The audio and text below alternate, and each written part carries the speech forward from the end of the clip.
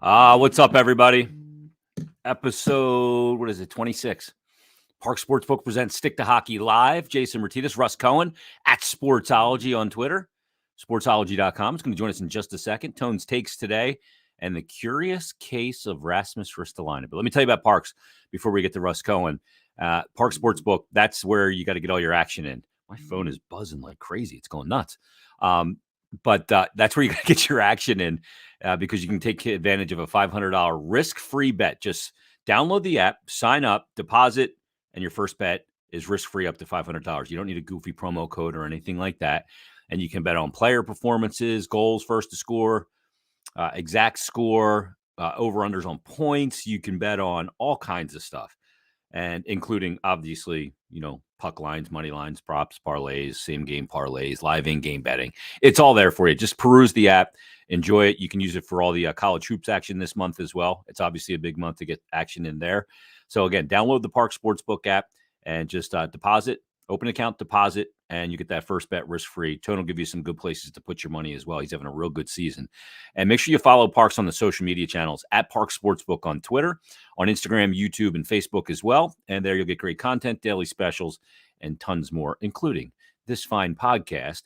And the man who joins us right now is a fine gentleman and a good guy to debate about the curious case of Rasmus Ristolian and much more.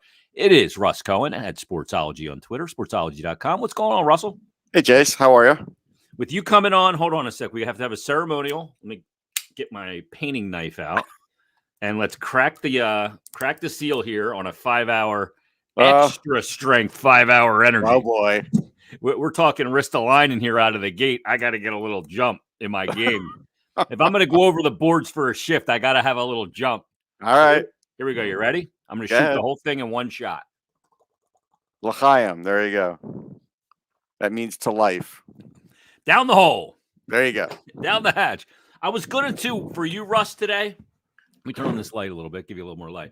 I was going to wear this beauty today. Oh, look at that. I like it. How about that beauty right there? So, okay, it's got a C on it. Yeah. Strip the C. Who's on the back of this? I mean, my first thought was Roenick ever a captain? But I don't think he was. There's an indication. Shane Doan? Nope. He was after that. Yeah. Kachuk? Boom. All right, my second choice. Keith Kachuk. I saw Keith the other day. Oh, did you? He was scouting a game that I was at. He's a big boy, huh? He's a big guy. He actually, we conversed a little. We don't know each other. I've interviewed him, but he doesn't remember me. But it was fun. He's out there working. I think he and I were born a day apart. Let me look. I played against him a bit when I was growing up in the Boston Metro League. It didn't go well for me. No, I'm sure it did not. He was an animal. In the crease, forget it. You couldn't contain him. All right, so he was born March 28th, 1972. So he will be 50 coming up on March 28th. Yours truly will be 50 on March 30th. How come I look so much better than him? He looks like shit. Well, you go tell him that in person. No, thanks. I will take a hard pass on that one, Russ. Yeah, you better. Let's start with, the outrage on social media. I see it and I try not to react to it. And I'm trying to use social media for promotional purposes only these days. You're trying not to react? I've seen you, I'm doing a pretty good job. I'm much better than I used to be. I used to be an asshole. Oh, yeah. I'm still an asshole, but just not as much on social media. Right. Got it. But, people are outraged over everything. And when shit goes sideways like this season has gone, I get it. Like, people are pissed off, like, where this organization has devolved into. Right. And a lot of the anger, Anthony Sanfilippo, I think, was the first to report it. And we talked about it when we had him on here about Rasmus Ristolian and that there was an offer of roughly 6 times 6 times 6.25. Right. And that initially Ristolian, and, I know Anthony has corresponded with Mike Liut, who's his agent, wants to go to free agency, wants to play for a winner. They believe that if he gets into a playoff series, he shows his true value there. And I actually agree with that. Because in a 7-game series, I think a player like him pays even bigger dividends. Sure. But then, it got out there about Petrie, who's 6.25, oddly enough, but only has 3 years left, but at 34. I like Petrie a lot. I really do. I don't. I liked what I saw last year in the playoffs. I haven't liked this that's year. the last year's Petrie.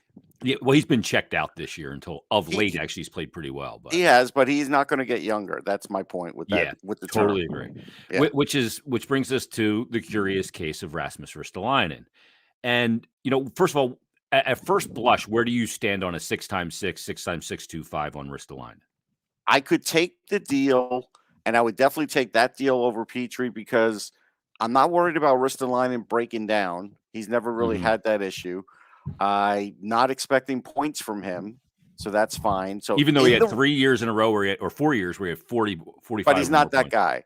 No. The problem is he's not going to play that role. Yeah. He's not going to play that role. And if you put him on the power play, you see that, yes, he has a great shot, but it takes him a long time to take it. He's better off just, whatever shots he's going to take him 5-on-5 and don't worry about him on the power play. But everything else has been good. I would say he's had some game-saving plays recently, saving some goals, big ones.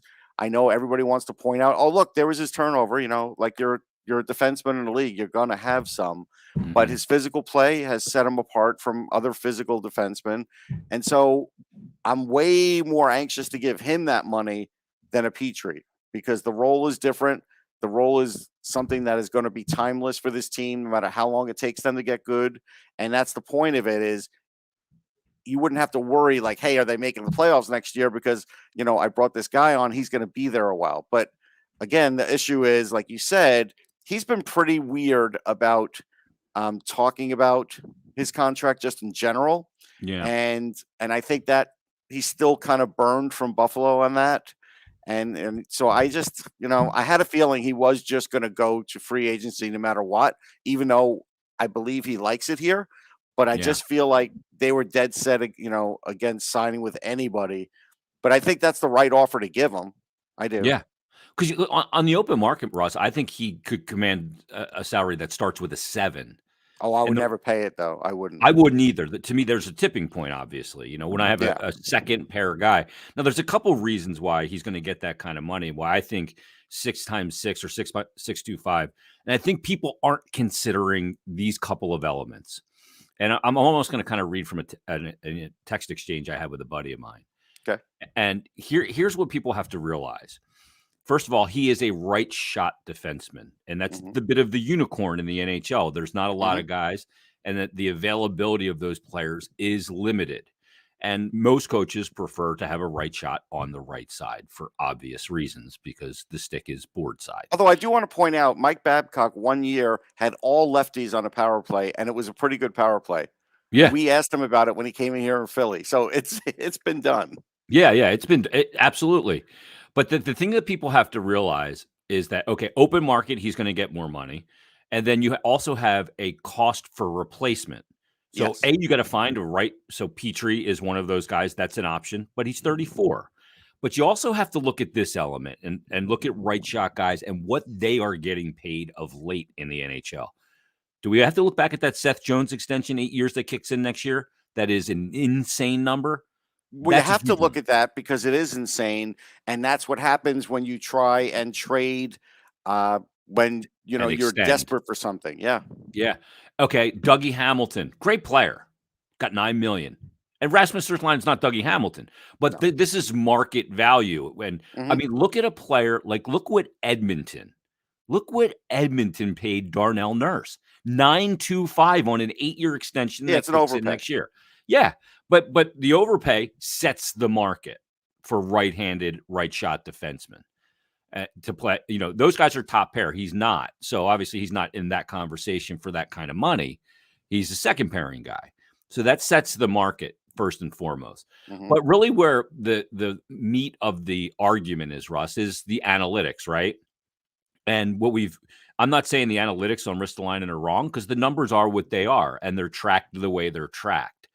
But I think people have to consider this. I made this point on Flyers Daily the other day. I went on a bit of a rant, and this isn't, to ridicule anybody or anything. The analytics community, I'm buying into analytics at a rate that I can't believe that I'm buying into it. Yeah, I buy into it a lot on goalies, to be honest. So I agree. That's what opened me up to it. Yeah. But what people have to consider is this. The Flyers have committed $5 now full-time salaried employees to analytics. Ian Anderson's the director of analytics. They have now 5 full-time, well-paid, medical benefited employees. But how many of them are true data scientists? That's what you have to ask yourself. 4. Okay. Are true. I had Ian on the podcast the other day. Okay. Guys that mine for data, and then it's about the collection of data, deployment of data, and how it's used. Right. But clearly, that's an important fact to me. I wanted to just say that to you so people out there understand there is an importance to that. Yeah. That's an important. That is. It's a huge element of it. And part of the reason why that staff grows is the data dump of the NHL, which, as Ian said on my Flyers Daily show, that wasn't just that was at 10 times. When the total dump of data comes from the NHL with tracking and everything, then it's going to become 100 times data. Sure. So, team analytics and the information that they collect is different than public because the team has more data, not because they can see more or they're more skilled, but because they have the data that comes to them from the NHL via tracking. They also have the data that comes to them. It's proprietary data. Yeah, exactly. And, if the organization and Chuck Fletcher, Ian Anderson goes to Chuck Fletcher and says, I want to grow the department, 2 more people. Here's the pitch. It was initially 3, but they've hired 2 now and they're looking for another, but to grow it to 6. So he goes and presents it to Chuck Fletcher. Chuck Fletcher says, I like it. He presents it to his boss, Dave Scott. He gets it approved. They make 2 hires. They're now 5 people deep. And then if on a polarizing player like Rasmus Ristolian, they offer a contract that's totally out of line with the analytics, and they defy the analytics and the department that they just grew into 5 people, wouldn't that put a huge bullseye? Dave Scott would be going, well, wait a minute. Why am I growing this department if you're not going to listen to them? Right. So obviously the analytics don't show him to be the shit player that public analytics do, or some in the analytics community would make. Well, okay. So as nicely as I could say it, or as gently as I could say it, unless you have been in school and really studying data and really understanding how to report it and collect it and research it, people put online, hey, I've researched something, but have you done like real, true scientific research? Chances are they've actually read somebody else's research, which can be jaded. Right. So chances are they have not, and especially of their own. They haven't chances are most haven't put together all of that. So when you see a lot of this stuff publicly, it's either based off of somebody else or somebody is creating their own data. But again, what kind of tools does that person have to create that data? That person who is doing that, what is that person's credentials? Like if all of a sudden I told you, hey, Jason, I've got all these new analytics and boom, I sent it to you. Look, you know me, but you're going to be like, I don't know. Like, I'm going, well, okay, how's Where'd Russ they come collecting from? this data? What's his determination on a zone entry being contested or not contested? Right. Like Steve Valiquette's number. We had Steve on. You and I talked to Valley, and we went through the 24 points of data he uses to determine shot quality. Yeah. Did it cross the Royal Road? Although Larry Brooks doesn't agree with him, but that's another story for another day. Larry doesn't agree with anybody, but like Valley was the guy that kind of really opened my eyes to it. Like I've always felt the notion of, hey, shot quantity doesn't matter. It's about quality because I played the position. Mm-hmm. Like if a team comes in and they have a 3-on-1 and a guy shoots a clear-sighted shot north of the top of the circle, after I catch it and mute the play, I say thank you. Right. Because you just made it easy on me. Yeah. So, but the difference is, though, GMs are never going to make 100% of a decision based on analytics. They just won't.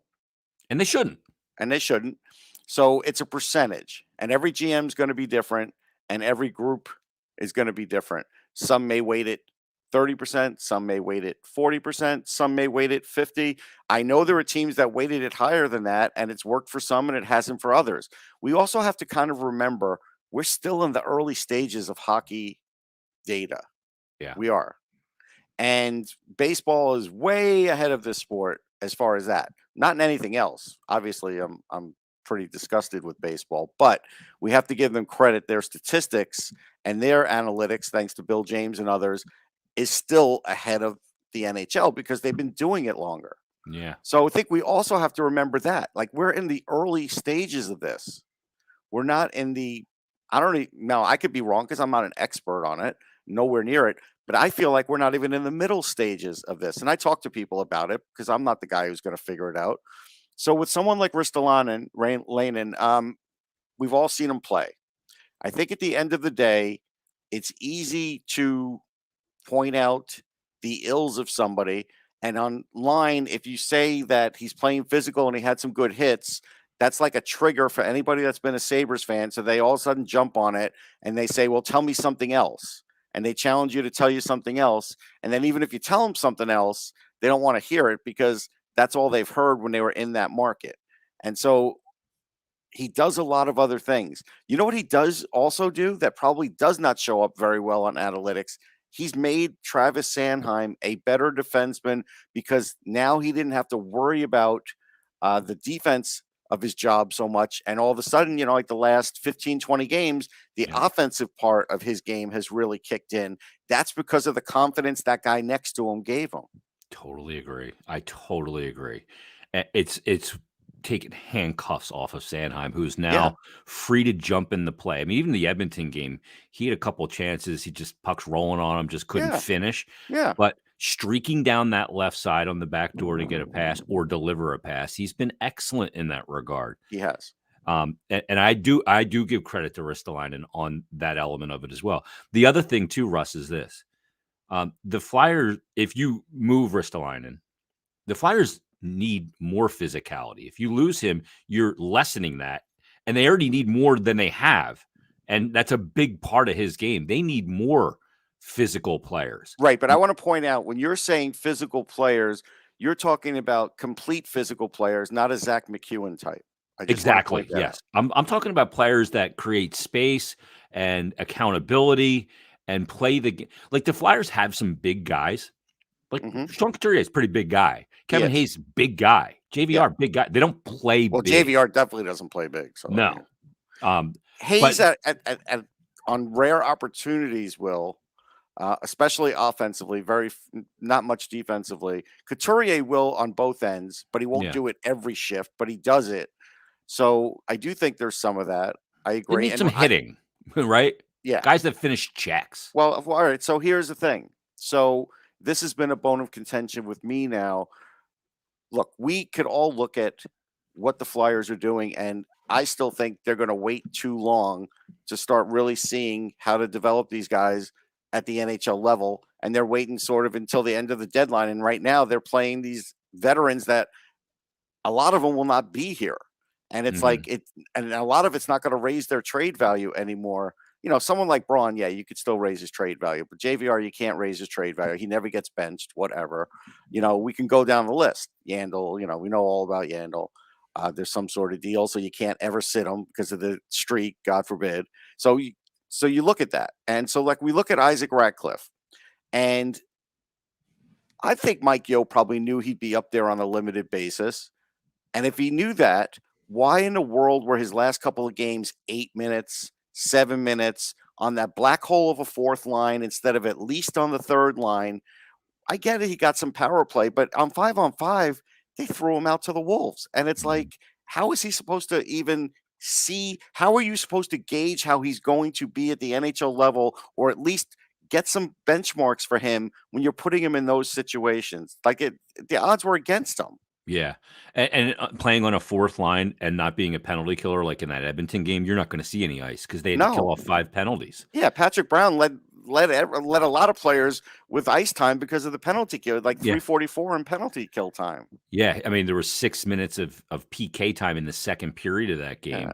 And I call that fourth line a black hole. Most guys that they throw on that fourth line, they just fall on that black hole, and the black hole is – they don't really control the puck much. They don't score. I mean, that fourth line does not score. And once in a while they hit. And that's it. That's all the fourth line does. Yeah. I mean, to me, like, he was a guy that was elevated to the top line with Giroux and Atkinson at one point. For a game.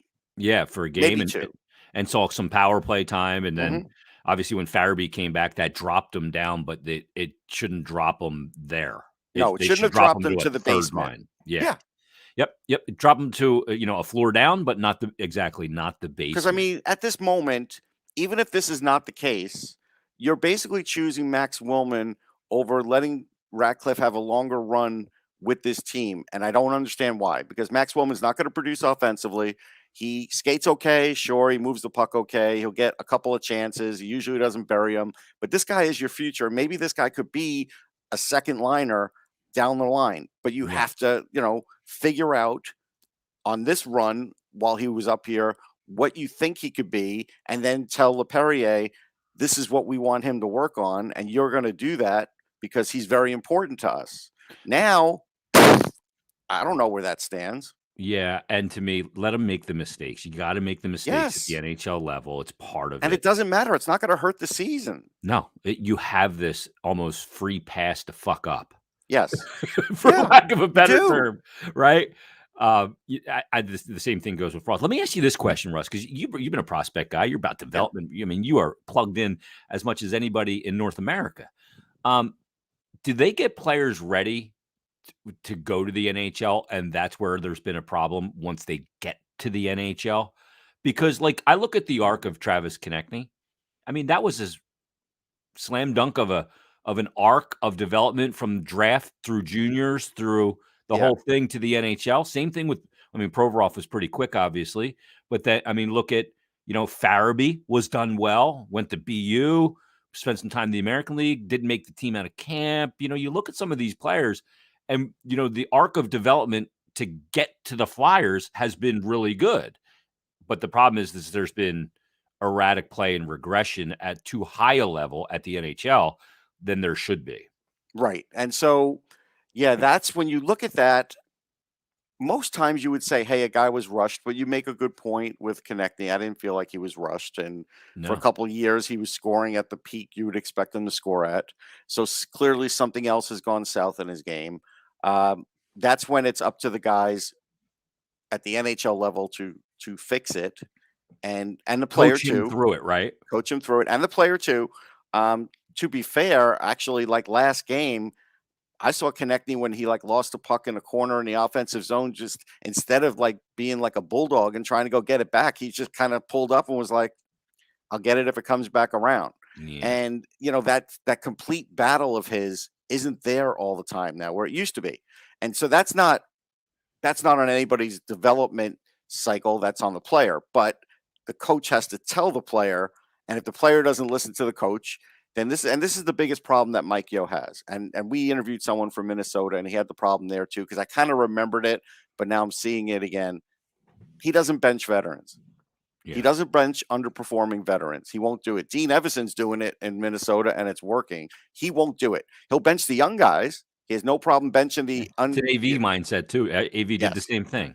Yes. And it's not a good way to go, because then the accountability isn't all there. And so I think more than a development, there's an accountability problem still within the Flyers. Players like Giroux, Couturier, you don't have to worry about those guys for accountable. They'll hold themselves accountable before anybody else. Yeah. But there are other players out there that definitely don't. They may say it, like JVR and Konechny, they may say it, but they're doing something else. And we see it. And look, Konechny's had some good stretches last few games, but not for a whole game. Yeah. I don't see him for a whole 60. A bad game against Edmonton. I mean, the lazy stick penalty in the neutral zone. Oh no, that was brutal. Yeah, I mean, that's I'm just talking about just making plays offensively. I saw a few good pushes, a couple flashes here and there, but we're still not seeing the same old Travis Konechny. And so I do think the Flyers have had a development issue, and I am not going to lie, there is an issue right now in Lehigh. There's no question about it. But again, they don't have a true assistant manager who's in charge of Lehigh. They don't. Yeah. Brent, it's not on Brent's title, so it's kind of like floating in the wind.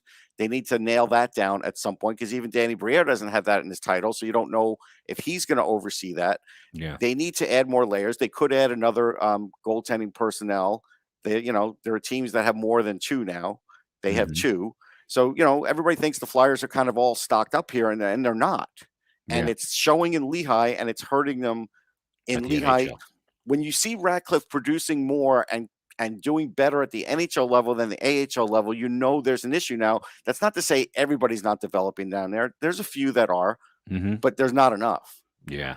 It's interesting too because, the Flyers, Travis Konechny is an interesting case because he's a player that, 24 goals a couple years ago, the year before AV got here, right? In an 82-game season. Then he had 24 in 69 games, 30-goal pace, and was an all-star. Then came back from to the bubble and couldn't score. And then last year, and I think I got to correct myself too because AV did bench Konechny. Oh, that's right. He did bench Konechny. Yeah, he healthy scratched him. He healthy scratched JR too, or JVR too. He did. Yeah, that's true. It was something he did. We shouldn't have folded that in, but Yo hasn't. Yeah, but generally speaking, AV was a guy that always preferred veterans because it was the known commodity versus the unknown commodity. Yeah, veteran players have less of a difference usually between their best game and their worst game. And even though their best game may not be as good as the young players, their worst game is nowhere near as bad as a young player. Right. But here's something I proposed as an example on Twitter. The Dallas Stars have been in scouting a ton.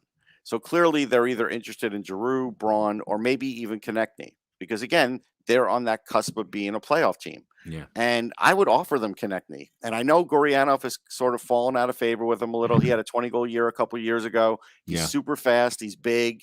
He is a guy that's got a load of talent. And the Flyers do have a talent deficit in the sense that they have a lot of guys that play like Konechny, and I won't say like Farabee because Farabee's better than Konechny now, but they have a lot of guys that play like that. But they don't have a lot of guys that you would say have a super high skill level. And so you get someone like Gurianov in a trade, you get maybe a pick in return, you're saving on the cap, you're making yourself bigger and faster because I think he's still faster than even Konechny is. And you know what? That's a good way to go. I'm okay with something like that. Do you look at Konechny in some kind of deal with a team like Vancouver? You look at a Besser or something like that? If they were going to do that, but again, I think everybody's for sale there except Hughes. I don't think the Flyers can afford Besser because he's going to make like $7.5, $8 million. They can't afford that. Russ, you look at him a couple of years ago. Like I thought that guy was headed to be a star, not a superstar, but just a star. Too, but he got hurt, and so sometimes. But when healthy, he's always going to be on a 30-goal pace. Like that's a legit 30-goal scorer. Like that's just such a good shooter. Yes, he's a terrific shooter, and he does some other things. But the point is, Flyers can't afford him. Like you have to dump the whole JVR contract then, and probably give either a first round or some other player or something because you don't have a second rounder to like Arizona to even hope to do a deal like that. Because again, they're so cap strapped for next year. They have to start cutting, and this is like with Konechny, this is a way they can cut and maybe not lose on talent and sort of change up what they have. That's what I would try and do. And if they can't dump JVR, then they're going to buy him out. Like that's going to be the next step. I wouldn't even buy him out. I just bury his contract in the AHL next year. If you don't, why buy him out? Why stress out? Why spread out my pain? Well, because send him to the AHL, you don't get rid of it all. No, some of it though. Yeah.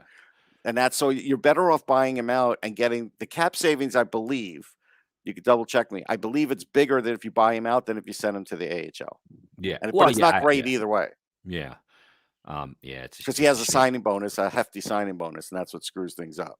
Yeah, it's a shame too. He's a good guy, He's a great guy. Look, we all say that every time. Yeah. He may not be fully cooked, but he's cooked in this market. Yeah, I agree. And he definitely either needs to change the scenery. Like I'll go back to the jersey where we started. Yeah. I've changed my view on the Arizona Coyotes. Last thing for you, Russ. Okay. And my view is this is ridiculous. Get this team out of the league, move them, sell the team back to the NHL, put it up for auction, and they go to Houston or they go to Quebec, wherever. I don't give a shit. Yeah. But I've changed my mind because the league needs the Arizona Coyotes as a dumping ground. This is what, exactly. Yeah. It's a trash dump. Yeah. Where you can send contracts to because they have to get to the floor. So every league needs a team that's willing to take on your mistake because they don't offer amnesty buyouts anymore. Right. So I go full Nathan R. Jessup on the Arizona Coyotes. You need me in this league. You want me in this league. I like your thinking on this. I still would rather have it the first way that you were mentioning, but I understand the need to have that dumping ground. I do. Yeah. You need All that right. area for the league to dump bag contracts. I love Russ, it. as always, great appearance. Sportsology.com. What's the latest on the web? Actually, I just put up, I interviewed John C. Riley and Sally Field recently for Winning Time. It's a series about the LA Lakers on HBO. So I put that interview up there. It's up on Sportsology now. I did do a dive in on Flyers developmental cycle for defensemen. That's Saw up in the that. hockeyology section. So, and I'm going to have some more stuff about Winning Time because I did interview a few other stars, and to me, it's going to be a terrific series. So, check that out. We're about that too. Did you ask Sally Field about Gidget?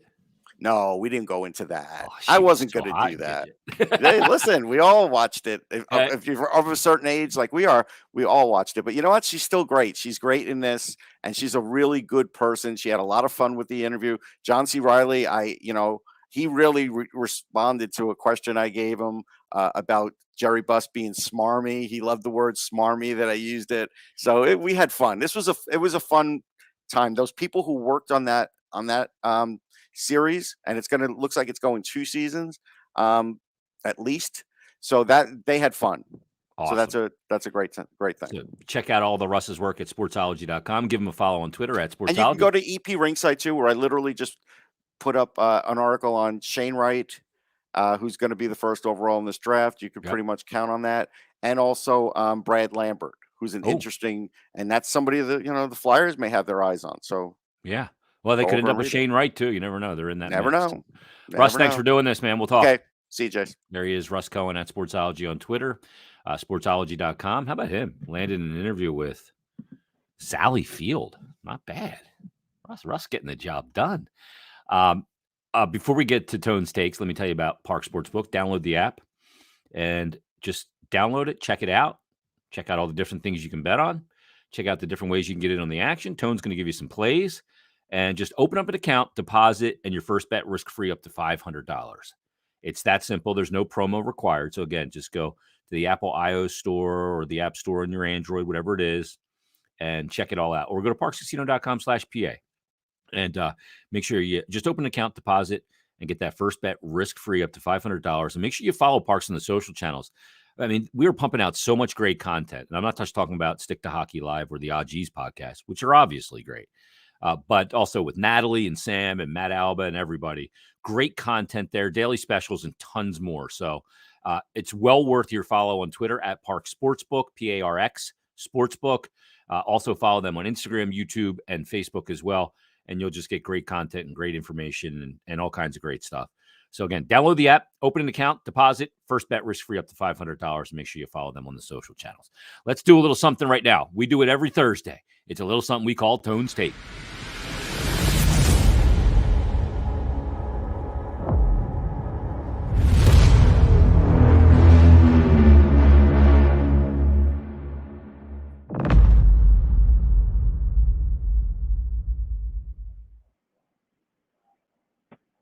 And there he is. What's going on, Tone? Hey, Jason. How you doing? Doing good, man. Like, you know how to play to me. You've learned, young Jedi. Because the first thing you have is a goalie save props. I'm like, yeah. Yep. I love it. Because I'm so into, you know me. I'm just such a freaking goalie nerd. And saves or shots on goal in a game. Like, I was going back and forth with this guy earlier. Like, I don't give a shit how many shots on goal you get. Nor anything south of 45. If you get above that, there's obviously going to be quality in there. But anything south of 45, it's not about quantity. It's about quality. Definitely. Damn it. So absolutely. I agree with you. That's my rant. But I do like teams that generate shots because that gets the goalie into the game. And you look at like Carter Hart, anything north of 35 shots, his record's unreal. Mm-hmm. So I think that's a goalie getting into the rhythm of a game, and it's not necessarily about quality or quantity. It's about quality. So Tone at Tone's Takes on Twitter. Let's get down to the business, and let's start with first and foremost an over on saves in a game and Carter Hart. That's your first play. Yep, over 28.5, -110. He's hit this in 5 of his last 8 games and 4 of his last 6. He's coming off 2 solid outings. Last 2 games, he's definitely in the zone right now after that eye injury that he had. Minnesota averaged 30.6 shots on goal per game on the road. Which isn't anything crazy to a save prop of 28.5, but my angle on this game is that they're all, 4 straight losses. I think they're going to, focus on putting the puck on net. The Flyers are giving up shots, 33.1, shots against at home. Hart has a .911 save percentage at home. He's always been a good home goalie. He's not a problem this year for the Flyers. Probably the only thing that's not a problem. And I think the Wild are gonna pepper him tonight. So I like this number. Yeah, I like it as well. Even though you're laying a tiny bit of juice here, I love it. I think it's a great play because I think he's playing really well. Like I watched him really close the other night. I talked to Kim Dillabaugh yesterday, and he's on today's edition of Flyers Daily, and just talking about his play reading. He just seems on it to me. Like I watched him in that game against Edmonton and the game prior to that against Washington, and I see a guy get into his spots waiting for the puck on his feet, right? And it gives him all his options for save selection, beating the pass on his edges, I think is and to me, that's the sign when he's playing really well. Yeah, and it too for a goalie when that's happening, then they're in the zone and they're feeling good about their game. They're anticipating he's definitely locked in right now. So hopefully he continues that tonight. How about let's talk about a team that since their coaching change from Travis Green to Bruce Boudreau has done really well, and Vancouver are getting plus money, plus 105, and coming off a loss. But you like Vancouver in this game? Yeah, I like Vancouver to rebound. They lost to New Jersey 7-2 a couple of nights ago. They won their last 5 games off a loss. Demko will be back in goal tonight, and we've talked about him before. I'm a huge fan of this kid. He's a guy who can backstop this team. If they get into the playoffs, they're going to be a dangerous team. Islanders have struggled in their new building. They are 10-10-4 there. They just beat Vancouver last week in Vancouver 6-3, so I think the Bucks are going to be ready to get the W here tonight. I like the value on it. All right, so you got Vancouver plus 105. Let's go to a team we just saw. Boy, they've been good in their last 10. 7-3 are the Edmonton Oilers. You got to look at that team and go, okay, they've been a bit of an erratic team this season, either really good or really bad. But under the coaching change, they've been really good under Woodcroft, and they're a different team. The detail in their game. Even though the Flyers had a good amount of shots on Koskinen the other night, and he's been unbelievable now in his last 9. I think he's 8-0-1 in his last 9 with about a .922 save percentage. But you like Edmonton here, minus a goal, but plus 110. Yeah, minus a goal, plus 110. They're 7-3 under Woodcroft, 5-2 on the road. 6 of those wins, they've covered the puck line on it. Blackhawks are 9-14-4 at home. 13 losses have come by multiple goals. Wow. I don't see how the Blackhawks are going to hang in this game. It's time for Edmonton to string together some wins. They've lost a couple in a row on this road trip, but they're kind of, back at it now. I like the value in this play. I don't think the Hawks may be able to hang with them for a period or two, but I think Edmonton should win this game by multiple goals for sure. And like you said, Koskinen, he's dialed in right now. He's had a great game against Florida on Saturday, and he played really well against Flyers the other night too. So. Yeah, the couple of those 2 losses they had, they played 2 really good teams. The 2 losses came against tough opponents, including Carolina on Sunday. Let's stay in that game. Let's look at Connor McDavid because he's fun to watch play hockey. But over 3.5 shots on goal and not laying a lot of juice here, in my opinion. Yeah, he's hit it in 7 of his last 10 road games, 27 shots. During his last five games that he's hit this. Hawks, they average 9 penalty minutes per game. So, he's going to get his power play opportunities. Yeah. I think Connor's starting to kind of take things over here, lately. Wants to get this team into the playoffs. I know they just acquired Kane, who kind of, has a good shot producer himself, but I think McDavid is ready to put this team on his back and do whatever he can to get this team into the playoffs, and should continue tonight. Relatively decent number for him at 3.5. Watching that dude play in person again the other night. It's been a while. It was 3 years since we got to see him in person. Holy shit. I think that a big element of his game because of how fast he is and how skilled he is. And we see those highlights of him, cutting through, 5 players on the Rangers earlier this season, some of the dynamic goals that he scores. And I think that a big part of his game is just the mind game of having to deal with him and not knowing what he's going to do. You just see it, like you see the trepidation in people trying to defend the dude. I know. Yeah, I was at that game 3 years ago when he was here last. So I got to see him in person too. It's like you said, he's amazing. It's a freak show. Yep. Like to be fast. Like there's a lot of guys that are really fast that can skate as fast as him per se, but his brain is a supercomputer while everybody else is a Commodore 64. Yep. He can calculate and play at that speed. Not everybody can do that. That's what's sick about him. Awesome stuff. At Tones Takes on Twitter. Where else is your stuff at, Tone? Yep, at Tones Takes on Twitter, posting daily NHL plays. So check it out there. Give Tone a follow at Tones Takes. Tone, thanks for doing this. We'll talk next week. All right, thanks, Jason. Appreciate it as always. Awesome. There he is. Tones Takes, another segment in the books here on Stick to Hockey Live, and Tone's been just absolutely killing it. Some of his numbers year to date NHL plus 19.67 units. Goalie props year to date 36 and 23 plus 9.53 units. So great stuff. Hart over 28.5 saves at minus 110. That's a player prop for tonight. Vancouver plus 105 in that game tonight. Demko back taking on the Isles. The Edmonton Oilers minus a goal plus 110, getting plus money there as they are in Chicago. McDavid over 3.5 shots on goal minus 125. And then, so that's the 4 plays for Tones Takes this week. So best of luck to you. I got a great place for you to put those plays and pick one of the 4. And that's a $500 risk-free bet on Parx Sportsbook. So download the app, check it out, sign up, deposit, first bet risk-free up to $500. Any of those 4 plays are warranted.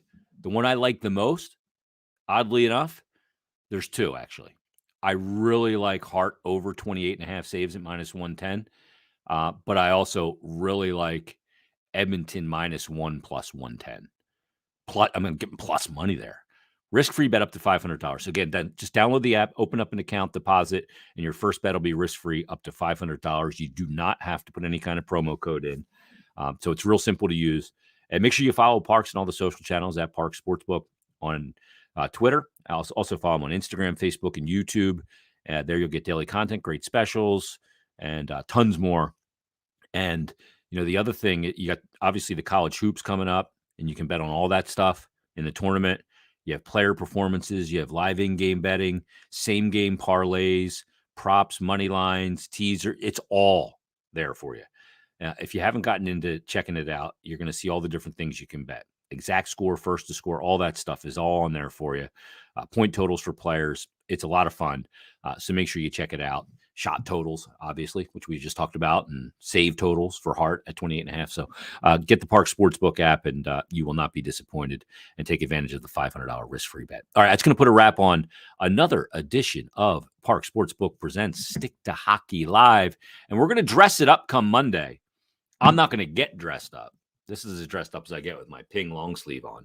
But on Monday, from NBC Sports Philadelphia, it'll be Taryn Hatcher will be our guest, who obviously does Flyers pre and post game live. So we'll have Taryn on Monday, and we'll have another brand new episode of Parx Sportsbook Presents Stick to Hockey Live. Everybody, enjoy the hockey tonight, Minnesota Wild and Flyers. Enjoy the hockey this weekend. We'll talk to you Monday on another brand new episode of Stick to Hockey Live. Have a great weekend, everybody.